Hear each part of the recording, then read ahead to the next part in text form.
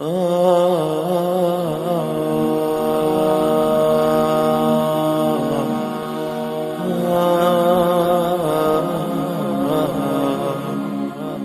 اللہ صلی اللہ علیہ وآلہ وسلم کی زوجہ محترمہ فرماتی ہیں کان شعرہ دون الجمہ، اللہ کے رسول نے زندگی میں 3 طرح کے بال رکھے، جمہ، لمہ، وفرہ، کانوں کلو کے برابر، کندھے کے برابر، اور کانوں اور کندھے کے درمیان۔ کندھوں سے زیادہ بال عورتوں کے ہوتے ہیں۔ آپ نے مانگ نکالی ہے۔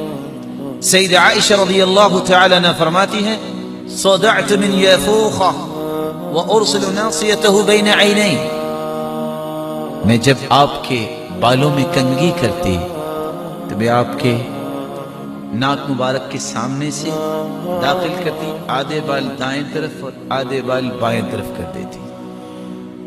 مانگ نکالنا یہ سنت ہے، دائیں بائیں بال کرنے کی بجائے مانگ نکالیے، کہیں سے بڑے کہیں سے چھوٹے، اور ساتھ کیا کہا جاتا ہے، یہ پیالہ کٹ ہے۔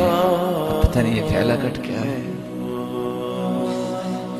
اور اللہ کے رسول نے فرمایا اترکوہ کلہ او احلقوہ کلہ، یا تو سارے بال منڈوا دو یا سارے چھوڑ دو، برابر ہونے چاہیے۔